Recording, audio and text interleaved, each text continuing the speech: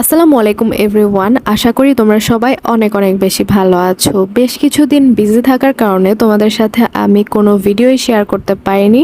So এখন থেকে ভেবেছি কন্টিনিউয়াসলি তোমাদের সাথে ভিডিওগুলো মানে আমার রেসিপিগুলো সব শেয়ার করব।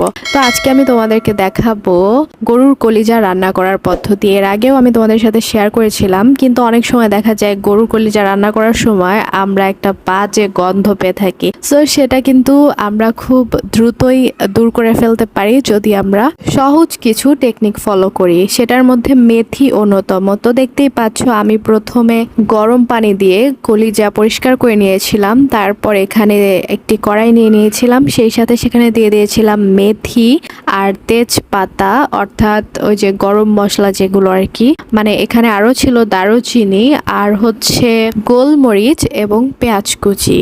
এই মশলাগুলো একসাথে দিয়ে ভালো মতো নেড়ে নিব।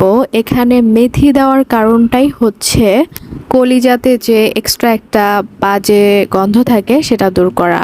সো দেখতেই পাচ্ছ আমি ভালো মতো মশলাগুলো একদম নেড়ে নিচ্ছি। তোমরা সবাই এই জিনিসটা খুব ভালো মতোই জানো, যখন আমরা একটা তরকারি রান্না করি মশলাগুলোকে ভালো মতো কষানো হলেই খাবারটা খেতে অর্থাৎ তরকারিটা খেতে মজা হয়। আর হচ্ছে তোমরা যখন ভালো মতো কষাবে তখন দেখা যাবে যে তরকারি থেকে যে একটা বাজে ফ্রেগনেন্স আর কি, মানে হচ্ছে বাজে গন্ধ, সেটা হচ্ছে চলে যাবে। তো এখন আমি হচ্ছে দিয়ে দিয়েছিলাম বাটা মশলা। এখানে ছিল আদা বাটা আর রসুন বাটা। বাটা মশলা দিয়েও আবার আমি কষিয়ে নিচ্ছিলাম। এ পর্যায়ে আমি কিছু গুঁড়ো মশলাও দিয়ে দিব। গুঁড়ো মশলার মধ্যে থাকবে শুকনো মরিচ গুঁড়ো, সেই সাথে হলুদ গুঁড়ো, ধনিয়ার গুঁড়ো আর হচ্ছে লবণ এবং জিরা গুঁড়ো। মশলাগুলো যেন আসলে নিচে লেগে না যায় সেজন্য আমি হালকা একটু পানি দিয়ে দিয়েছিলাম। পানি দেওয়ার পর আবারও আমি মশলাগুলোকে কষিয়ে নিচ্ছিলাম। মাঝখানে একটু ঢাকনা দিয়ে ঢেকেও দিয়েছিলাম। ঢাকনা দিয়ে ঢেকে ভালো মতো কষিয়ে নেওয়ার পরে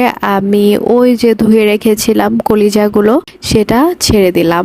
তো কলিজা দেওয়ার পরে কলিজাও ভালো মতো আমি কষিয়ে নিব যেন কোনো বাজে গন্ধ না থাকে। তারপর কষানো হয়ে গেলে একদম অ্যাপ্রোপ্রিয়েট ভাবে তখন আমি হালকা একটু পানি দিয়ে দেব। পানি দিয়ে আবারও ভালো মতো ভুনা করে নিব। আর একদম লাস্টে আমি দিয়ে দিব বেশ কিছু কাঁচামরিচ। কাঁচামরিচটা মূলত লাস্টে দেওয়া হয় শুধুমাত্র ডেকোরেশনের জন্য, অথবা একটু দিলে মানে টেস্ট ভালো হয়। কাঁচামরিচের একটা আলাদা আসলে ঘ্রাণ আছে যেটা আমাদের খুবই ভালো লাগে। সো এই তো এভাবে তোমরা সম্পূর্ণ প্রসেসটা দেখে সুন্দরভাবে কলিজা একদম ভুনা করে ফেলতে পারবে। এভাবে যদি তোমরা কলিজা ভুনা করে তোমাদের বাসার তোমাদের প্রিয়জনকে খাওয়াও তাহলে কিন্তু তারা সব সময় মনে রাখবে। আর আমার চ্যানেলটিকে অবশ্যই সাবস্ক্রাইব করে দিবে নতুন নতুন রেসিপি সব পেতে। লাইক করে দিও এবং কমেন্ট করে দিও। ভালো থেকো, সুস্থ থেকো। আল্লাহ হাফেজ।